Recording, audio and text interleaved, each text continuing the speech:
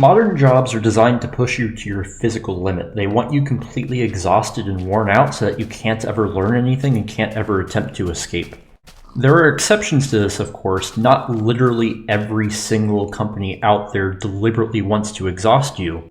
However, the exceptions to that rule usually don't have much of a choice in the matter because those exceptions typically exist in industries that are getting completely fucked over by the current economy.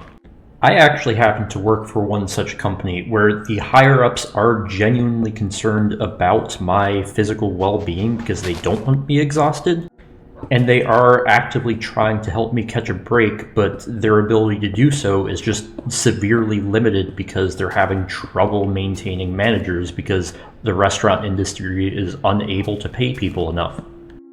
And I'm one of the lucky ones, because even in these industries where the companies don't have much of a say in the matter, most of them are still perfectly fine with working you to the bone and don't actually care at all. And all of this is part of a fight that has been going on in America for a very, very long time. For a very long time now, rich and powerful companies in America have been attempting to whittle workers down to the level of insects and work them to death for as little pay as possible in order to maximize their own profit. Now, the heads of these companies have also lobbied the education system to teach you that any opposition to this is communism. Meanwhile, the same heads of these corporations have been forging alliances of convenience with these very communists in order to replace you with immigrants from the third world. They have directly empowered one of the most insidious existential threats America has ever faced, all in the name of attempting to disempower you and make sure that you can never become financially independent. And they have been doing this so successfully for so many decades that the snare has sprung and the trap has closed shut. Now, I'm not saying anything new when I say all of this. Anyone who has worked a job or has attempted to find employment in the past few years knows exactly what I'm talking about.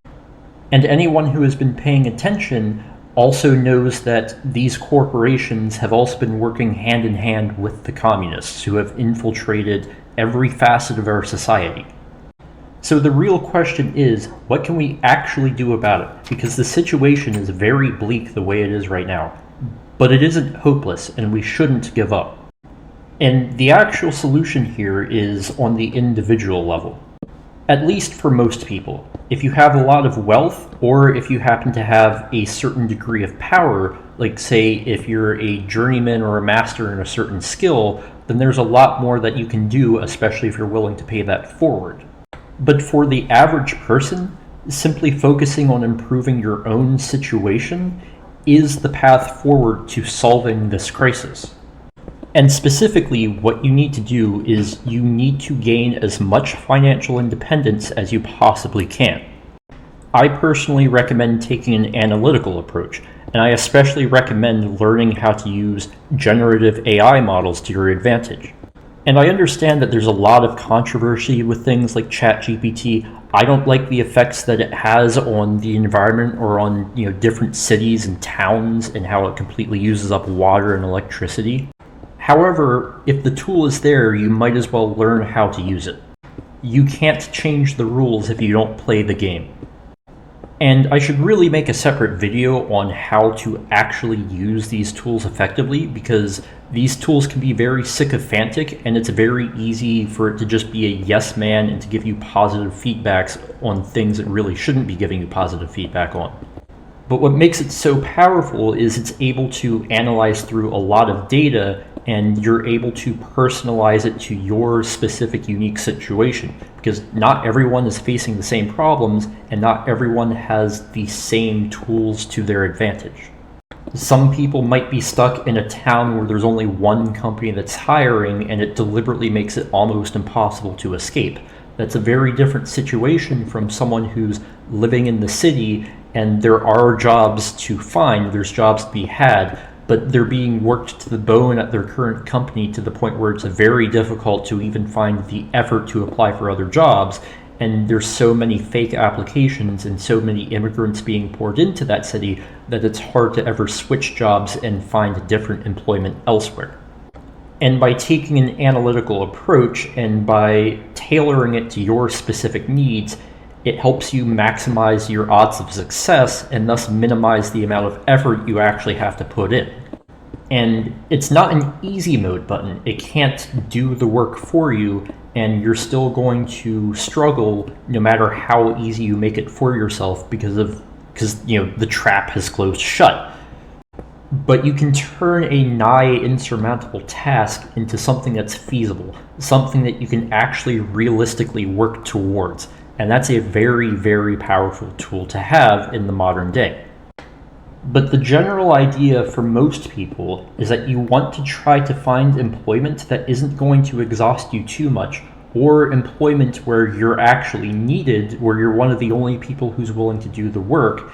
And when you're actually needed, you can draw certain hard boundaries where you'll say, no, you can't call me in at, so-and-so time or on so-and-so days that I need off unless it's an absolute emergency.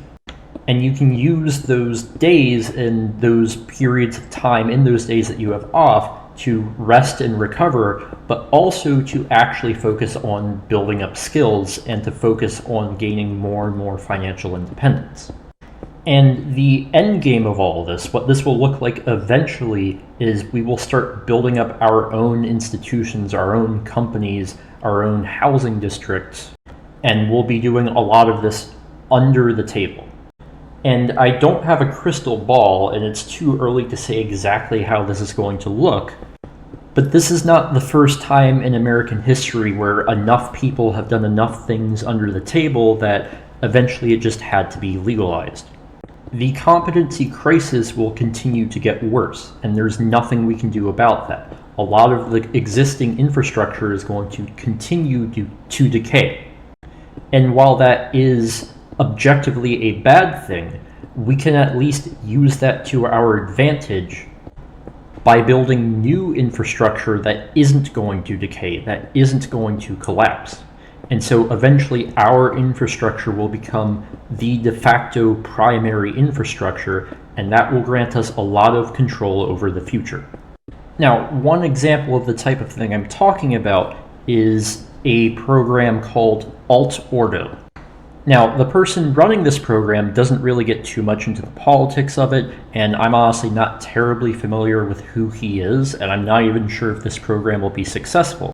He likely isn't getting into the politics because to do something like this, you need to build a large tent. You need to be able to get a lot of people on your side. But essentially, the explicit purpose of this is that they're just going to build new housing, even if it's illegal to do so.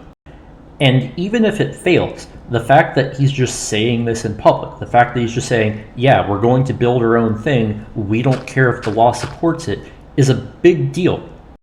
And the more that sort of rhetoric becomes normalized, the more that people are actually going to start doing it, and the first few attempts will probably be just abysmal failures. I'll be real.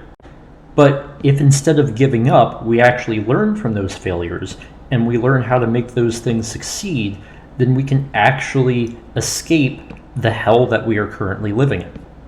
We can escape the corporatist and globalist machine that is designed to crush us down and to whittle us into insects, and we can actually start living as humans and as Americans again.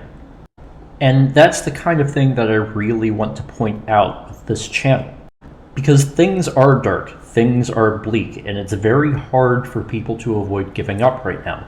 And a lot of people recognize this, and in an effort to help prevent people from giving up, they just kind of make it sound like things aren't as bad as they really are. And I understand why people do that. They obviously care. They wouldn't be doing that if they didn't care, but that doesn't actually help people in the long run.